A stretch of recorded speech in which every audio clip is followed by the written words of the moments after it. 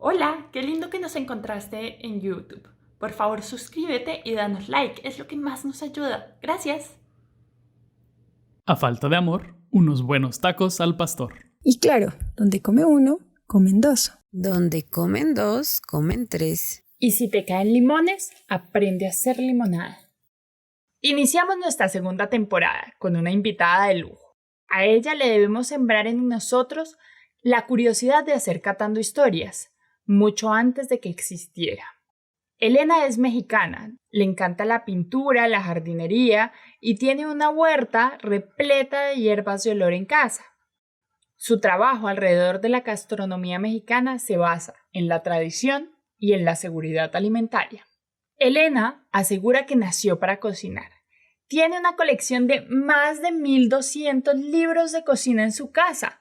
Ha escrito además varios libros sobre cocina tradicional, como Memorias en mole de olla, Cocinarte y La cocina de mi escuela. Elena hace parte de 4 generaciones de amantes de la comida, lo que ha dejado un listado extenso de trucos, experimentos y exploraciones. Ahora intenta traducir todas estas recetas tradicionales de la familia en platos veganos para su hijo. Soy Manuela Tascón y hoy vamos a catar la historia de Elena Hernández Vallarispe. Bienvenidos a la segunda temporada de Catando Historias.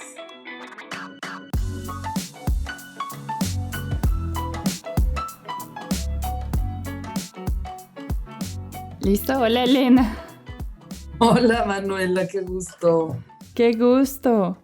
Sí, tantos años sin saber de nosotras mutuamente, pero Pero finalmente muchos, como 8. como 8 que viniste, sí. Sí, Pues qué bueno que nos reencontramos, me da muchísimo gusto. qué maravilla. Hace 8 años yo te conocí con el proyecto de Casa Tizatlán, que me parece maravillosa. Sí, yo fundé esta asociación civil en 2010 y desde entonces he terminado 6 proyectos, todos de cocina tradicional, educación alimentaria. Y bueno, pues he atendido a más de 1,000 personas entre niños, adultos y abuelos, y es algo que me apasiona mucho la enseñanza, ¿no? Claro, es muy bonito. Yo recuerdo en ese momento estabas trabajando con seguridad alimentaria con niños. Sí, y estabas en un proceso como de enseñar buena alimentación con los productos locales, desde las abuelas hasta los niños. Todos aprendían ahí, era una maravilla. Sí, todas las generaciones, sí. Sí. ¿Cómo llegaste a ese interés por la cocina tan arraigado?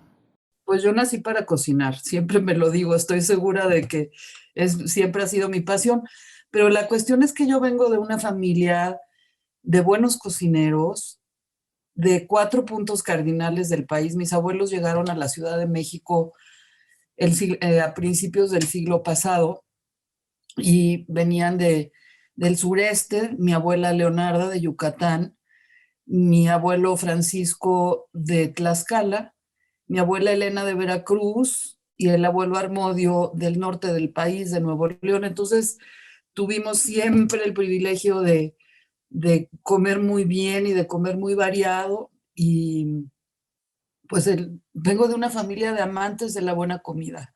Mis abuelos, mis padres, mi hermana es una cocinera muy creativa, ha escrito varios libros de cocina, igual que yo.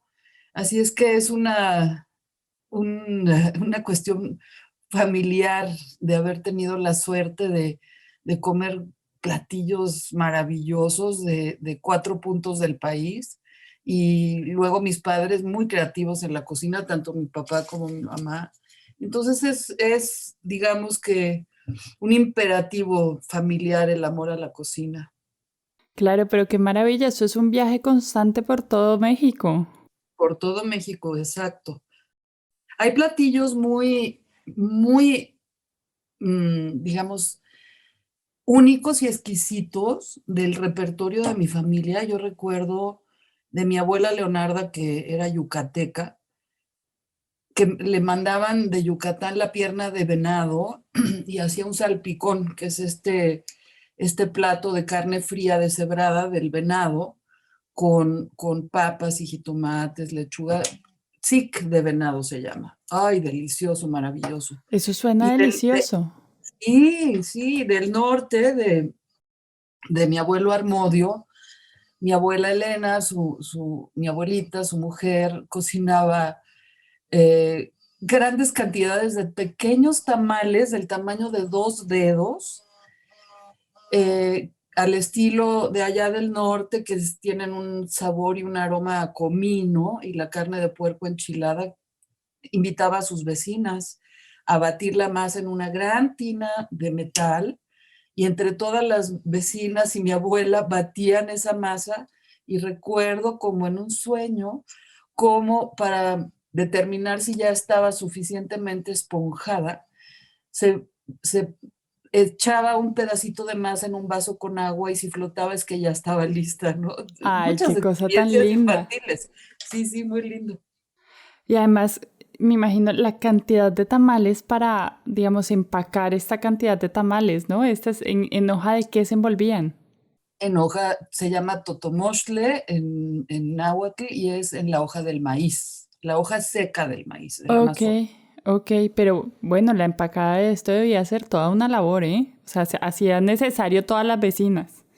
Sí, una labor bastante minuciosa, tardada, y entonces era una sorpresa y un gusto muy grande ya degustar los tamales después de todo ese trabajo. Y tú le heredaste el nombre a la abuela y la sazón, por lo visto.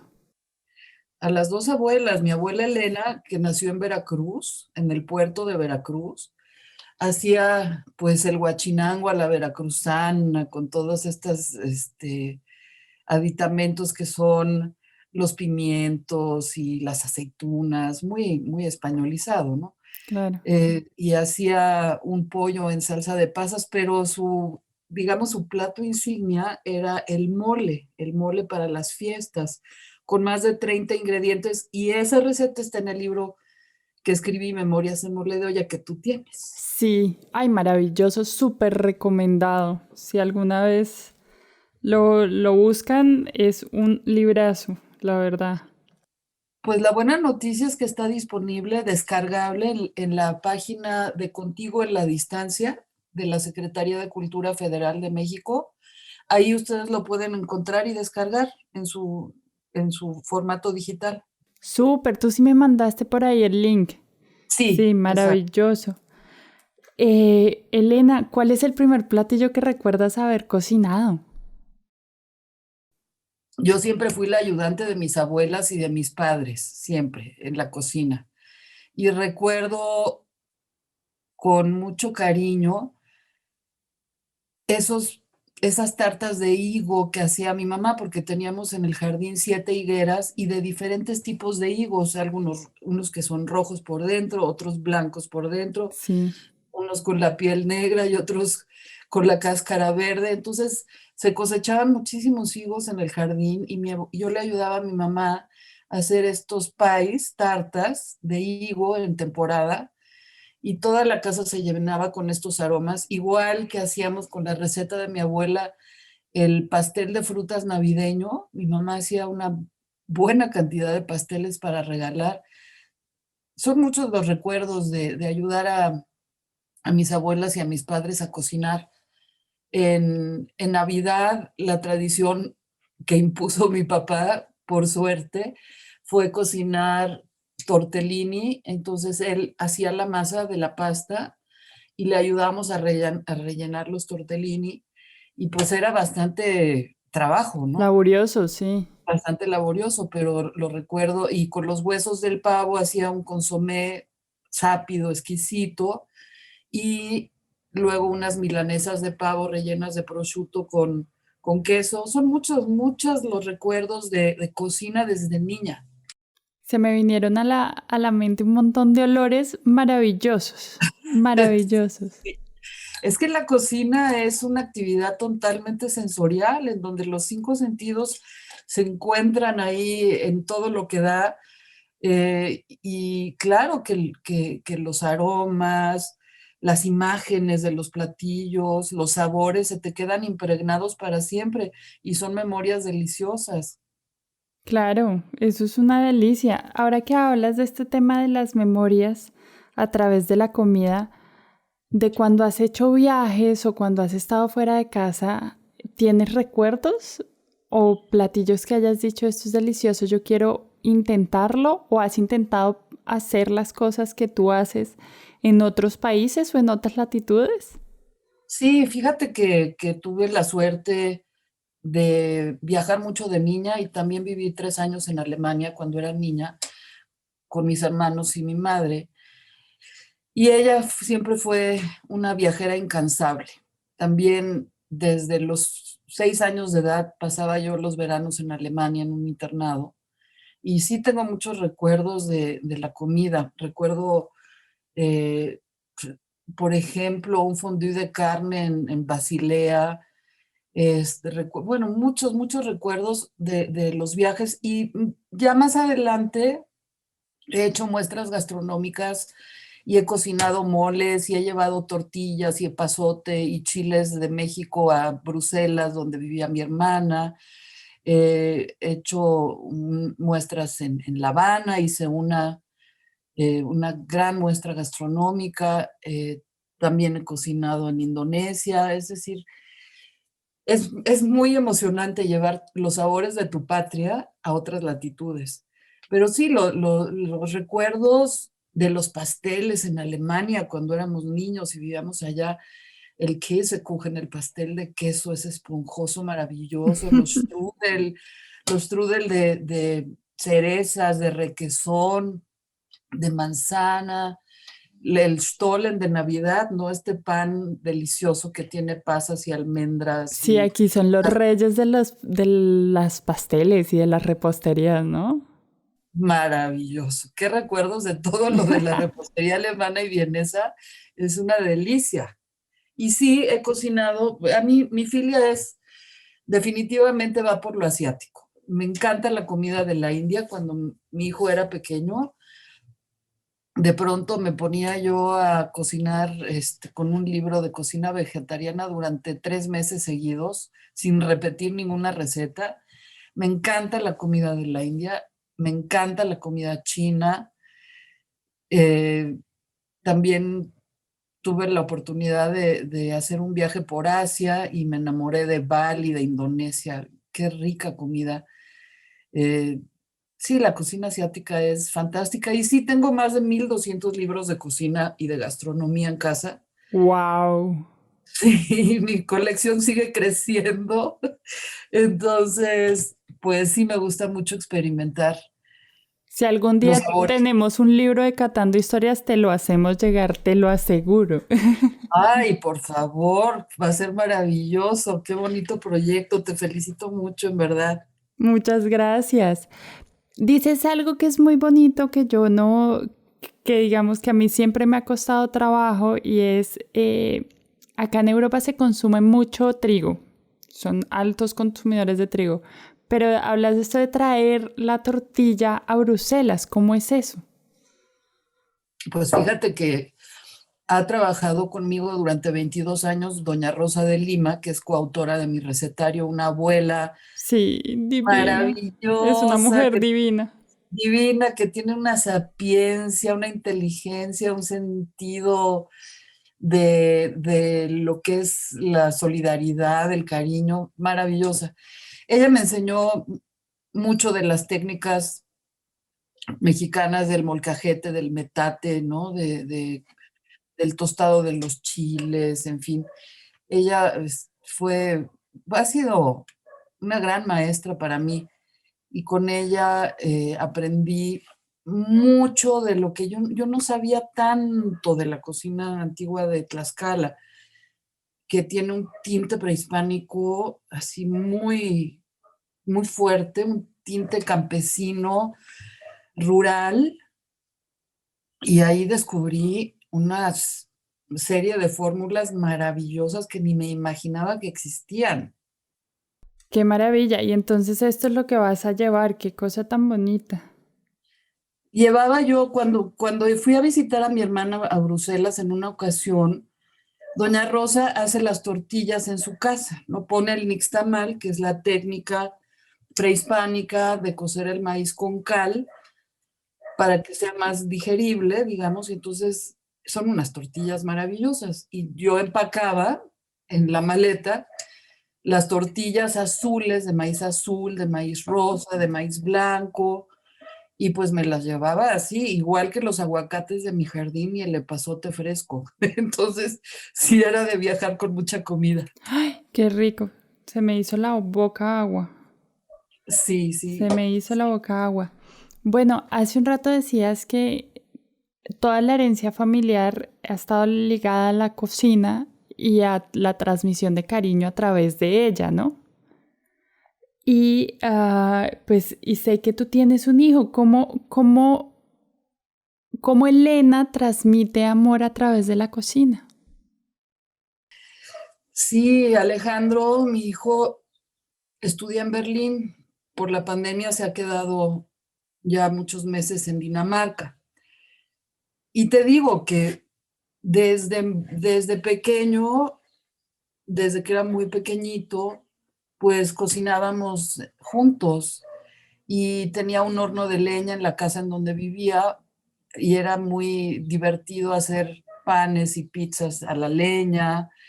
Él me ayudaba a hacer el pesto, le encantaba la pasta al pesto. Entonces, siempre fue un juego la cocina, tanto con mis abuelas como con mi madre, mi padre, con mi hijo. Y él es un excelente cocinero, es vegano. Primero fue Ah, vegetariano y luego vegano, pero es sumamente creativo.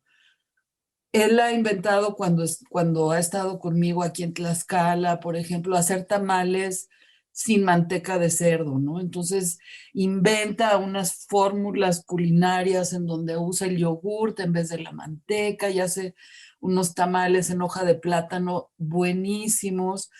Me ha inventado, por ejemplo, un arroz con avena y verdolagas, que es una hierba deliciosa, un tanto ácida que se come mucho por acá.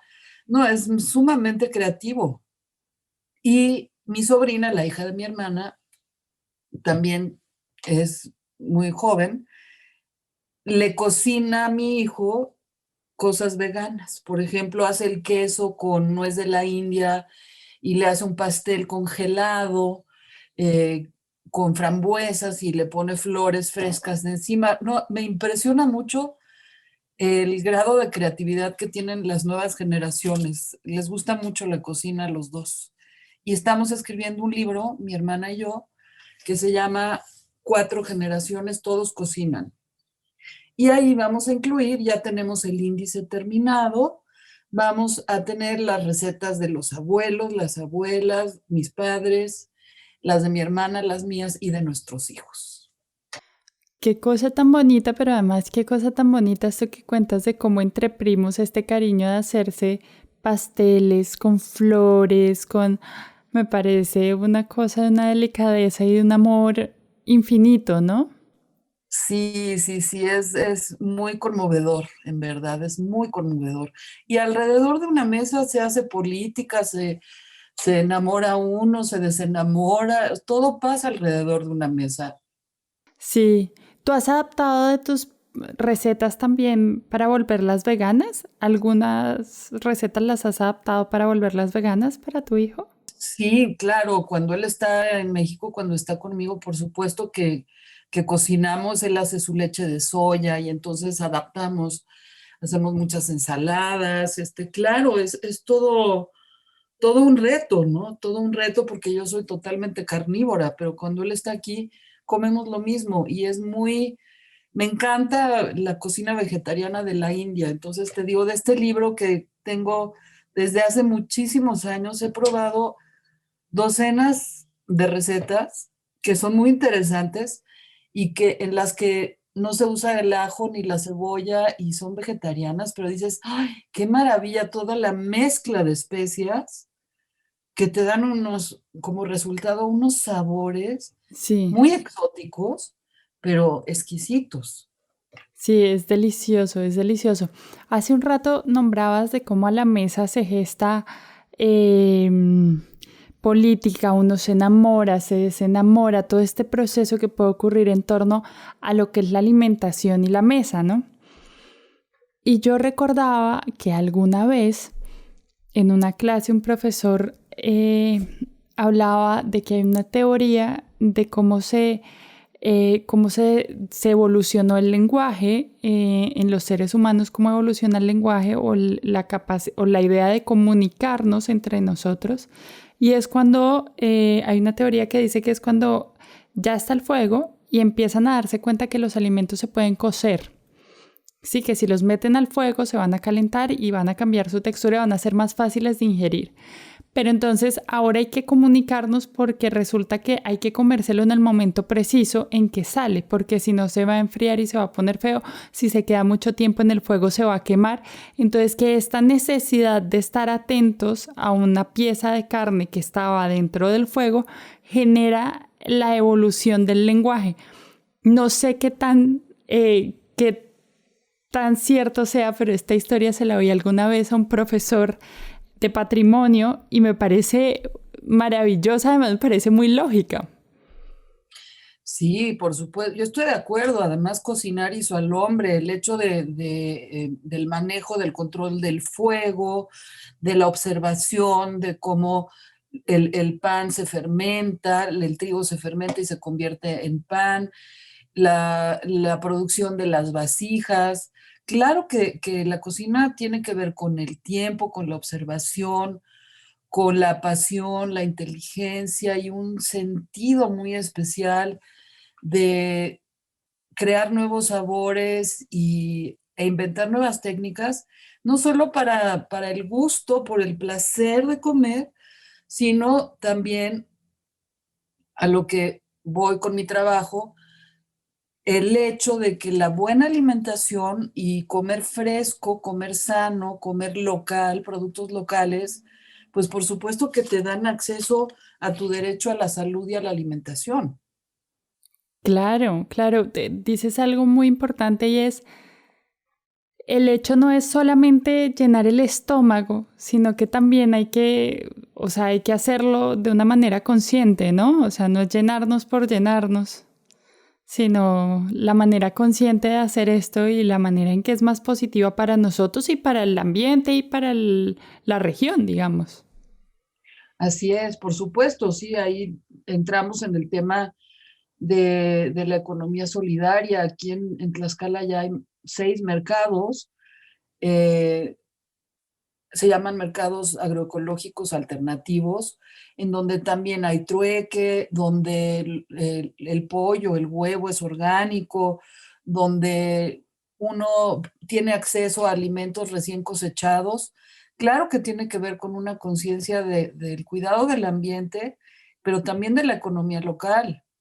Y eso es lo que yo he hecho en Casa Tizatlán, en mi organización desde hace muchos años, que es sí proveer educación y orientación alimentaria, pero a través de la cocina. Yo pienso que el rescate de las cocinas tradicionales tiene que ver con el acceso a un mayor bienestar y puede ser la clave para poder acceder a nuestro derecho humano a la salud, por supuesto. De comer local, comer fresco, recuperar las tradiciones es un trabajo que hago constantemente y cuando he trabajado con niños, en muchas ocasiones he atendido a más, ya no sé, 600, con niños y jóvenes, casi 1000 en este municipio en donde vivo, en Tlaxcala. He descubierto que cuando uno pregunta, por ejemplo, en cursos de verano, he preguntado a niños pequeños, trabajé en todo el municipio de Tlaxcala, que es la capital de mi estado, les pregunto qué les gusta comer y siempre te dicen pizza y hamburguesa. O sea, es gravísimo, o sea, el gusto, la perversión del gusto y la pérdida del patrimonio cultural alimentario es muy alarmante. Pero además hay que ver que yo no sé cómo funciona en México, pero en Colombia los estados, para suplir este tema de la necesidad alimentaria, llenan escuelas y llenan muchos espacios con bienestarina. Y además hay un montón de demandas por temas de mal manejo de los contratos de la alimentación en los colegios. Sí, sí, aquí lo que hemos detectado en el trabajo en campo es los abuelos son portadores de estos conocimientos maravillosos, ¿no? De cómo hacer el mejor uso y el aprovechamiento de los alimentos, los productos locales y de aquellas fórmulas coquinarias que ellos han heredado. Como el patrimonio cultural alimentario se transmite de forma oral en su mayoría, ya los padres, la siguiente generación, buscan la forma más rápida y práctica de alimentar a los niños, que es usar productos congelados. Hay una falsa idea de progreso, digamos, en que si se compra en los supermercados o se compra la comida preparada, ya nos olvidamos de aquellas memorias de pobreza en donde se comían los gusanos del maguey, donde se comían los productos del nopal, de los agaves, de la Claro, y en milpa. las plazoletas, en las plazas de mercado, en los mercados o en los tianguis, que es tan importante que está fresco, que lo trae el campesino mismo, ¿no? Exacto, exacto. Entonces, hay esta falsa idea de progreso de que si yo compro congelado, ha permeado en la generación de los padres de niños, y yo he visto cómo ahorran para ir a comprar una hamburguesa, por ejemplo, o cómo la maravillosa doña Rosa, mi maestra de cocina tradicional, fue cambiando, y en las fiestas de bautizos, cumpleaños, de pronto empezó a cocinar una pechuga rellena de queso amarillo y jamón y una pasta con piña de lata y mayonesa, ese tipo de aberraciones. Entonces, cuando escribimos el libro, hicimos el trabajo de campo, probamos todas las recetas, regresó, regresó a cocinar lo suyo, los moles, los misiotes de carnero adobados, los pipianes, con un sentido de mucho orgullo. Y ella se convirtió en la bandera de sus nietos que decían, mi abuela es cocinera y ella enseña. Divina. Hay una cosa ahí que dices que es muy, muy, muy importante y es, eh, y se los decimos desde fuera del país, ustedes no se imaginan lo que uno extraña un mole, lo que uno extraña un pepián, lo que uno extraña unas tortillas. O sea, y aquí nos toca a punta de harina, no podemos hacer nixtameltizado completo, nos toca a punta de harina ya hecha. Exacto, exacto. Sí, la verdad es que la riqueza de la cocina mexicana es inagotable y como yo digo, siempre cada cabeza es un mole. En realidad, cada, cada familia tiene sus fórmulas, así como yo añoro el mole de mi abuela y de pronto lo cocino y congelo para tenerlo siempre. Recuerdo que mi mamá siempre cocinaba el mole de mi abuelita Elena para el cumpleaños de mi hermano Fluvio. Entonces, este tipo los tortellini en Navidad de mi papá, Sí, claro, o son las tradiciones que se arman dentro de las familias. exacto, exacto, y tú las vas pasando a las siguientes generaciones. Y recuerdo una comida en donde el maestro Rufino Tamayo fue a comer a la casa con Olga, su mujer, y mi mamá en un homenaje a Oaxaca hizo 7 moles diferentes, hicimos 7 moles diferentes de avellanas, de uno que es maravilloso, es el de piñones, hacía un mole de piñón blanco con pulque, que era una Wow. exquisitez, una cosa deliciosa, No, bueno, era esto muy suena a un manjar creativo. de dioses. Sí, 7 moles diferentes y arroces de todos colores teñidos con betabel, con hierbas, el verde, con cúrcuma, el amarillo. Sí, eran unos maravillosos banquetes gracias a mi madre. y eso no se olvida nunca. Yo quisiera preguntarte una cosa sobre el libro y es, ¿has hallado o hallaste algún ingrediente que se haya perdido o que haya quedado a punto de perderse? Sí, sí, por supuesto. Desgraciadamente hay una hierba que se llama amamashtle, que Ujú. yo ya no pude conseguir, entonces no incluí esa receta, porque es una hierba silvestre que, que difícilmente se consigue. La otra es que sí hay un impacto ambiental muy fuerte y muchos de los cuerpos de agua están contaminados. Entonces, doña Rosa relata que en la ciénega, junto a su casa, había 3 tipos de berros. Ya esa ciénega es una cancha de básquetbol. Adiós. Ah, Sí, entonces las recetas de estos productos alimentarios que ya no se consiguen, no las incluí. Incluí algunas que son una mera curiosidad, como los ajolotes, el ay, sí, lo ajolote recuerdo. mexicano. Sí, el ajolote que pues ya está como en peligro de extinción o casi. Pero hay unas recetas, unas fórmulas en mi libro que sí ya se perdieron, como el mole de Huitlacoche, que yo rescaté y ahora varios chefs de la región están ofertando en sus restaurantes. Entonces ahí es cuando dices, ay, bueno, el trabajo valió la pena, Sí, ¿no? Hay un rescate y cuando se empiezan a replicar las recetas, bueno, ya cumpliste con tu meta, ¿no? sí, sí, Y ahí hay sí, un legado claro. sí, es la única manera de que no se pierdan. Pero sí, por ejemplo, los gusanos de maguey, que hay los rojos, que se llaman tecoles o chinicuiles, y los blancos, que es el meocuil, son una exquisitez que se pueden degustar en restaurantes muy elegantes en la Ciudad de México y son carísimos porque antes eran, yo recuerdo en el rancho de mi abuelo, se hacían unas pailas enormes de gusanos de maguey. Hoy son muy Wow.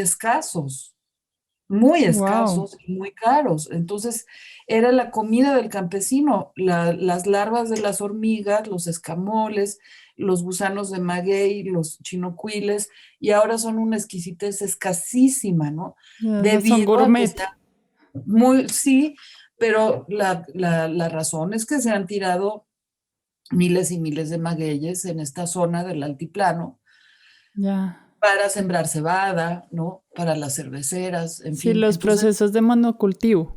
sí, exacto.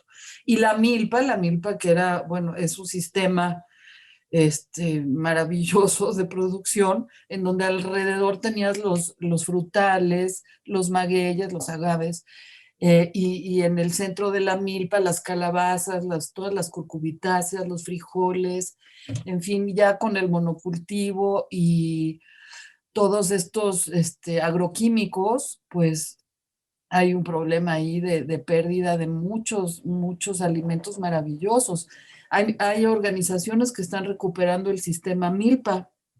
Aquí en Tlaxcala está Vicente Guerrero, es una asociación civil que recibe también recursos de Pan para el Mundo, Brot für die Welt de Alemania, y ellos han hecho un rescate de la milpa admirable, van a dar conferencias por todo el mundo, son unos estimados amigos con los que he trabajado también y de los que he aprendido muchísimo. Ellos tienen aquí en la sede de la Secretaría de Cultura Federal, donde yo trabajo, instalamos el mercado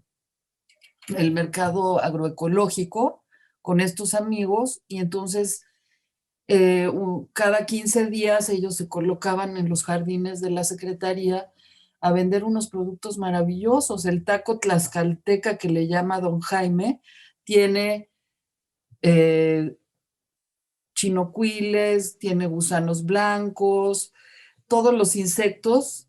Ay, es una cosa exquisita, Qué pero maravilla. muy, sí, sí, exquisita, deliciosa, el taco tlaxcalteca que le llama o taco mexicano. Voy a hacerte una serie de preguntas, digamos, de respuesta rápida, más o menos. ¿Listo? Lista. Cuando entras a la cocina, ¿qué música te gusta oír, que te acompañe? Bach, Bach, sí. siempre. Ese es el... Pues casi siempre, o Bach o Brahms quizá. Ok. Un tip de cocina. El mejor tip que yo puedo dar es conectar el corazón con la cabeza para que tus manos funcionen a todo lo que dan. O sea, a cocinar con amor, Claro. El mejor ingrediente siempre, ¿no? siempre. Un sabor que te caracterice. No sé, lo salado, lo dulce, lo agrio, lo amargo. Lo picante, Lo que lo picante. picante, Vale. lo picante y lo agrio. Sí, yo no soy de dulce. Me encanta preparar postres y pasteles, pero para los demás. Ah, muy bien, muy bien. Recomiéndanos y recomiéndale a los oyentes un lugar en Tlaxcala. Si alguna vez pasan por Tlaxcala, ¿qué lugar, a dónde tienen que ir a comer? De eso no tengo ninguna duda. Tengo un amigo, colega chef, Francisco Molina, que tiene un restaurante en la ciudad de Apizaco, Tlaxcala, y que hace una cocina del Valle de Tlaxcala extraordinaria, maravillosa. Es muy creativo, es una cocina contemporánea que él hace con mucha pasión. Tiene cosas exquisitas, deliciosas, como truchas enharinadas en maíz, como el mole de huitlacoche, no, es finísima, lo pueden buscar en línea, se llama Evoca con K, su restaurante, se los recomiendo muchísimo, Eso suena delicioso. exquisito. Bueno, yo sé que hemos hablado de el buen comer, de comer saludable, de comer bien, pero todos tenemos algún placer culposo alimentario. ¿Cuál es el tuyo? ¿Cuál será? El mole de fiesta. Yo creo que todos los sabores que se conjugan en un buen mole hecho en casa son así como para comerlo a cucharadas como si fuera sopa. Y cuando voy a un mole, que siempre hay fiestas patronales aquí en Tlaxcala, yo primero pido el mole con mi pieza de pollo o guajolote y arrocito y luego sigo comiendo solo mole, con Ok. tortillas recién hechas, sí, Tortilla mojada en mole. exacto, a manera de cuchara, Ay, qué rico. sí. ¿Qué fue lo último que preparaste? Lo último que preparé ayer, ¿qué preparé? Déjame ver. Hice una salsa china que me quedó buenísima, con muchos chiles de árbol remojados, hervidos, y le añadí un poco de caramelo. A la cocción le puse caramelo, le puse mucho ajo y jengibre y lo molí todo con un poco de salsa de soya para unas tostadas, me quedó buenísima. Pica como el diablo, eso sí. Suena delicioso y sí debe ser bien picoso, pero además con ese dulce debe quedar uno ahí como despistado. Exacto, exacto. Quieres más y más y lloras, ¿no? Lloras. Sí, pero me quedó muy buena. Qué rico. Mi última pregunta es, ¿en las pizzas se vale la fruta o no? Si haces una pizza dulce con chocolate y fresas, sí. Pero en una pizza salada, no, por favor. No. Prohibida. Prohibida la piña de lata. No. No, no. Muy bien, Elena, pues muchas gracias. Contarle a la audiencia que Elena fue una de las inspiraciones para nosotros para crear Catando Historias y para nosotros es un honor tenerte aquí. Te agradezco muchísimo, Manuela. No sabes qué gusto. Los felicito muchísimo por este proyecto tan, tan bello, tan importante y tan interesante. Y ojalá que se vuelva libro. Pero claro, tenemos un recetario en línea para que lo revises y para que los oyentes no se olviden. Pueden verlo en www.catandohistorias.com. Van a encontrar el recetario de todos los invitados, de todos los capítulos que han ido saliendo. Maravilloso, muchas felicidades, Manuela. Muchas gracias, Elena, que estés muy, muy bien. Muchas gracias. No olviden de bajar mi libro en Contigo en la Distancia. Claro.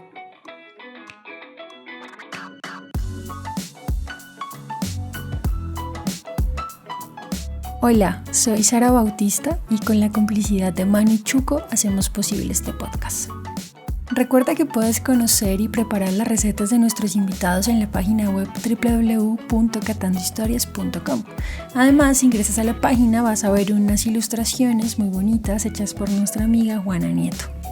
Si quieres contarnos los olores, los sabores, las fotografías o los recuerdos que llegaron a ti escuchando este episodio, escríbenos a nuestras redes sociales @catandohistorias.podcast en Facebook y @catandohistoriaspodcast en Instagram.